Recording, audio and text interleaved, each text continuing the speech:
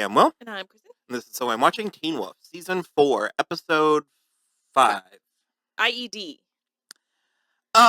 This episode is, in my opinion, less good than the previous episode.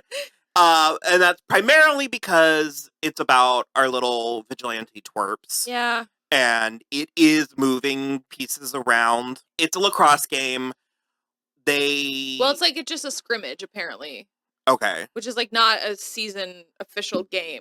They're just like playing a practice game against. And they're treating it so seriously. So serious. I mean, understandably. Coach Finstock especially like kicks Kira off the field because she didn't take the pass when she had an open shot. Mm-hmm. Because apparently the scrimmage is about teamwork. And I'm just sort of like, all right. No, Bobby. but that checks because it's like they're playing like it's war. Yeah. And he's like, you guys are just going through you're meant to be just going through the motions. So we did get a little bit more time with Liam and Mason, and we did get that Mason, what? That he's gay. That Mason's gay. I couldn't remember if they had said it or we'd said it before, but he is. Well, I love the whole construction of that scene, because the scrimmage also happens to be against Liam's old school. Devon for something like that. The prep Davenport school. Prep. Yeah. And so there's a guy named Brett on the team that apparently has taken it very personally that Liam destroyed the coach's car. Brett! I just wanted to say, have a good game. That's cute, Liam. Is that what they told you to say in anger management? You demolished coach's car. I paid for it. Yeah, you're gonna pay for it. We're gonna break you in half out there, and it's gonna be all your fault. I guess. Coaches play favorites. That's fair. And so basically, he gives his little spiel to Scott and Stiles about like why he's so like upset about the team being against them or whatever. So, but Mason is like looking at the boys, specifically Brett, and Liam is just like, I don't care if he's a foot taller than me. I think I can take him. Yeah.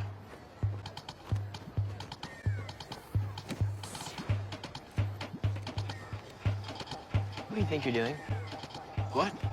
Me?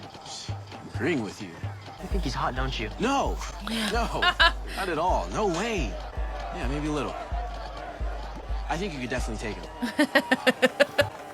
And then give him to me. I forgot how cute he was. It's very funny, the whole thing. Very charming, very funny, very cute. I'm obsessed. It was especially because I don't know what either Liam or Mason would do with that Adonis. Tall man, yeah. That cupbearer of the gods. I mean, he is definitely youthful. He's definitely boyish, but he's like kind of a thing on the show. He never goes full-fledged character, but he's around enough that you have to keep going, wait a minute, which one is this? Wait a minute, which guy? No, yeah. Oh, I thought you were... No, like within the show. We did open up with... Oh, yeah, he's got 11 episodes. Yeah. That's too many. I don't think this is really a big spoiler, so if it is, I'm sorry, what are you doing watching a recap show like this 10 years after the fact if you haven't watched the show? He's part of a neighboring pack, like a neighboring wolf pack. Well, we know he's a wolf based on this episode. Right. Yeah. Okay. Because the girl, blonde girl from the opening, Carrie, who the casting of her, that girl was very dynamic. Yeah.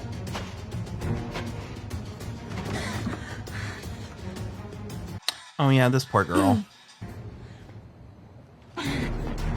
Spoiler alert. I mean, obviously. And it just is the bummer having Violet take her out that way. Because Violet sucks. I'm just going to say it. I'm going to say something controversial. I don't think it's controversial, no. But yeah, I don't know. She just doesn't ever come off as menacing. And no, well, she doesn't have, it's sort of, have this sort of similar issue with like lots of people on different shows where I'm like, and I mean, no shade. She's very pretty. I'm like, oh, I'm sure, yeah. Whatever. Like, do you? I'm criticizing characterization. I'm glad you got a job. I'm criticizing the acting a little. Some people do not have the chops to pull off something like this. And another person who was on this show that I think did it with up and down results is Gage Golightly. Because I think she is good, but I think, and then to take it back even further to like the proto Erica, I think Eliza Dushku is very up and down with her portrayal of Faith. So it's like, I just think sometimes specifically female actresses get placed in these positions where it's like you're the bad girl now, and it's like if you don't have that in you as a real life person, you can't turn it on and have it feel seamless, and this does not feel seamless. Well, and they like present her, Violet, they present her very similarly to Brayden, so she's sort of like a watered down, where it's like you could just be watching.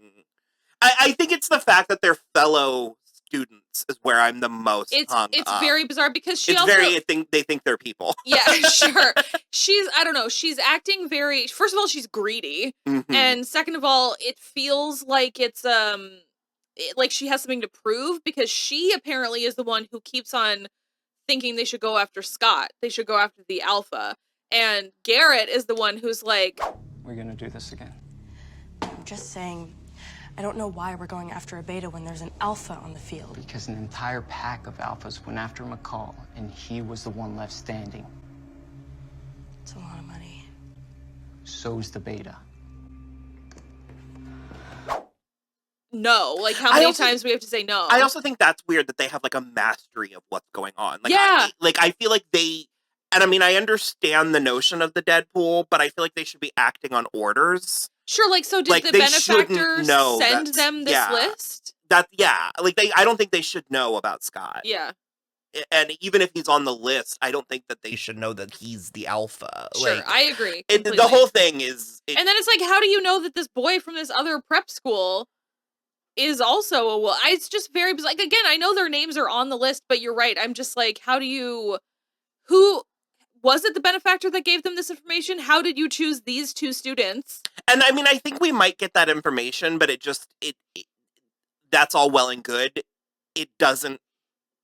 I've watched this several times now, and every time it doesn't make for a like gratifying viewing experience. Sure, I agree. It feels the whole plot just feels underdeveloped, as I said in the previous episode, considering how well the rest of the show is like functioning. So, I mean, that was kind of it. We mentioned that they killed that girl, and it just feels icky. And I mean, granted, I have this issue a lot of times, because that was always one I always we bring up Buffy a lot, but I think Buffy is a very apt comparison for Teen Wolf. But it's like I do get hung up on the like murdered children a lot of times. Yeah. And sometimes it feels worth it, but other times I'm like, oh god. That's just a dead child. Yeah, so it's like she does get a good swipe in on Violet because she's got scratch marks, but then Garrett pulls up in his truck and is like, get in, she's gonna come any second. Get in! Come on, she's coming, get in! Gross. Ugh. Yeah. Ugh. Can't believe you fell for that. A person helping someone? Yeah, fuck you. And then he locks her in the car and... But then he's like, I can't believe you fell for that. And I'm like, you're the deceptor in this. Yeah. That's like... You're the shitbag. Yeah. I was like, that's not deceptive. That's not on her. A person would help someone and I hate all of it. And then he stabs her with a double-pronged knife that's at the end of his lacrosse stick that he has somehow also, as again, a like 16-year-old managed to rig as like a switchblade. Ah. Oh, it's pronged. What are we doing?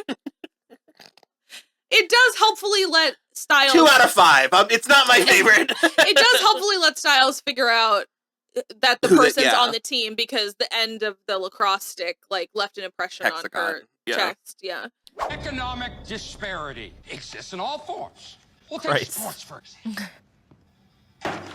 Stolinsky. If I could grade you on how profoundly you just stared at me, you'd be an A+. Thanks, Coach. Put those pictures away. Stolinsky? What the hell is wrong with you? Don't answer that. He's a lacrosse player. The killer's on the team. I love Stiles. He's so smart. It's a lot. Yeah. I don't think we actually mentioned it, and if we did, we just mentioned it, but Kira's on the team. Yeah. It is a little bit, we need to give Kira something to do in between episodes. And unfortunately, you run into that. I mean, just like, why are we not doing Teen Girl Squad? Why is she not hanging out with Malia and Lydia? I always thought Malia would have been on the team. She's got a lot of aggression to get out. Yeah, too. like I always thought that they should have been swapped at this point. Yeah. Because I feel like Malia is not helping Lydia.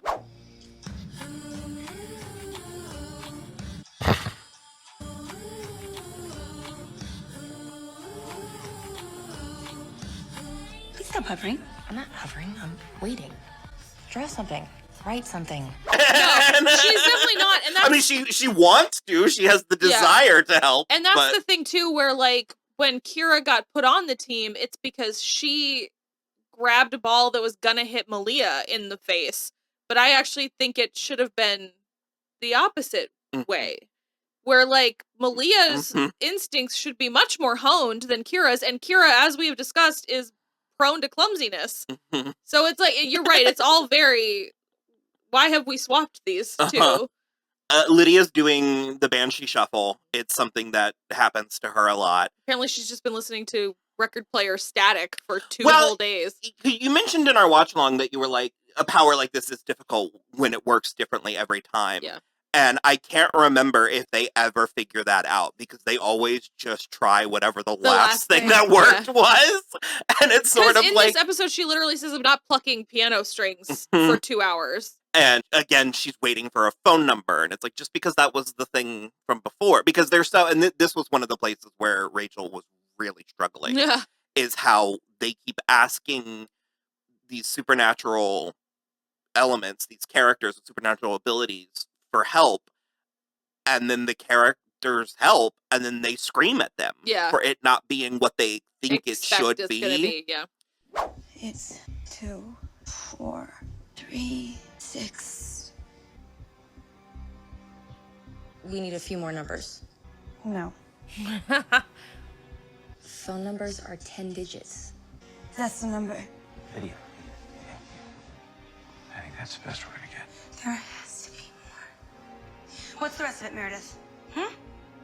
Just concentrate! But that's the number. Because Meredith is back, and she finally, like, gives them a number, you know, whatever, and they're thinking it's, like, a phone number. It's gonna be a phone number, but it's only 4 digits. And I went to PIN number, but it's whatever that's called with the letters and the alphanumeric. T9, yeah. So that it's Malia that actually does. She does help. She does figure it out. She's like, what if it's like algebra, which is adorable because she can't stop thinking about math and how bad it is. Yeah. Although, why is it algebra? Because she's in fucking pre-calculus, which is so beyond the scope of Malia's brain power at the moment. It's very frustrating. And I do honestly love how down to clown Parrish is. Yeah. And how lightly Sheriff is, like, he's not telling him stuff, but he's like letting him in the room. He literally is like, get in here. Yeah. You called Lydia? Yeah. Because Meredith asked for her, or because of the other thing? What other thing? The psychic thing. You think Lydia's psychic? Do you? No. I think that she is, intuitive. That's what they used to call psychics. Intuitionists. Get in here and shut the door. I just love that he's that he's like, I don't know, let's try that. Yeah. I don't know. I love him. I think it's cool and fun. Yeah. So the second key is Aiden. And so that's when I said during the watch along that I'm pretty sure, I was like, it's all the people they've lost, right? And I was like, yeah. So it opens up the list, and Lydia has discovered that Parrish is on the bottom of the list. And so she's like kind of freaking out about that. But she didn't let it known. Yeah. Like, she didn't let him know, and she didn't tell anyone else. And there were more people. Kate was on this list. And Chris is hanging around, and he is trying to find Kate. Presumably to put her in supernatural jail. I don't remember that plot. I don't remember where it goes or if anything comes of it. I do have a memory of them walking down a hall with, like, monsters in Really? Yeah, but I think that might be an Eichen house, so I'm not sure. I don't remember how far we get into supernatural jail. But I do remember Kate's like a cockroach. So, yeah, Chris is trying to find out what the deal is with his sister, and the Calaverises do show up and have what in Mexico is known as a standoff.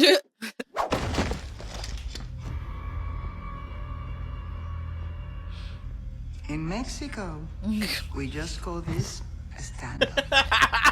LOL, abuela. I feel like you're having a harder time with the concept of them than I am. No, I mean, it's fine. I find it sort of absurd that the show is expecting me to believe that Chris is going to turn his back on Scott, and basically what Allison died for, which is we help those who can't help themselves or whatever they turned their code into. He doesn't. No, of course he doesn't. That's why I'm just like, they're like, say the code, abuela is like, say the code. And it's just very like, again, with the smugness. And I'm just like, get out of here. I can't with you. Because Garrett is so smug for the whole game. The entire lacrosse game. He's just like making eyes at Scott. And he's just like,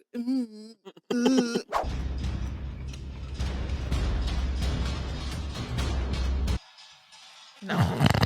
He's gotta go. I can't do it. I mean, you did a pretty good job. The Mason die was in the room for a minute. Well, I wish. Yeah. Did we finish the Liam stuff? Yeah, he like kind of got like a handle on his stuff. He did break his arm. And they were thinking that I would say he had a breakthrough. Yeah. They were thinking that Mason was gonna go, or that Garrett was gonna go after him. So they were worried he got cut, but he was going after Brett. I'm not. Do they know? They don't know about Liam yet. He's not on the list, is he? Not yet. Okay, so he wouldn't be going after him anyway, at least yet. Again, but yeah, I think that's mostly it. He had kind of a breakthrough. He broke his arm. Scott had to kind of like set it. It was, I love that he just is like it took him a minute, but only like one episode to get to a point where he's like, okay, I trust you. Yeah, he's not fighting. Yeah, exactly. So, all right, I think that was mostly it. If we forgot anything that's important, we'll tack it on to the next episode. I do want to say, I think the part with Kira and her dad is really funny. You forgot to mention something important? Oh, God. You know. We know. We were going to tell you about the Deadpool, the assassins, the killings, but I didn't want you to worry. I was talking about you joining the lacrosse team. Oh, then never mind. Deadpool? Where he's like, did you forget to tell us something? And she's like, oh my God, I was totally going to tell you about the Deadpool and like blah, blah, blah, blah. And he's like, what the fuck are you talking about? And she's like, never mind. It's super funny. Also, I always love Coach Finstock, so he's always welcome and hilarious as well. But yeah, that is mostly it. It's fine. It's not a great episode. It's a fine episode. But yeah. All right. We'll watch the next one. Bye.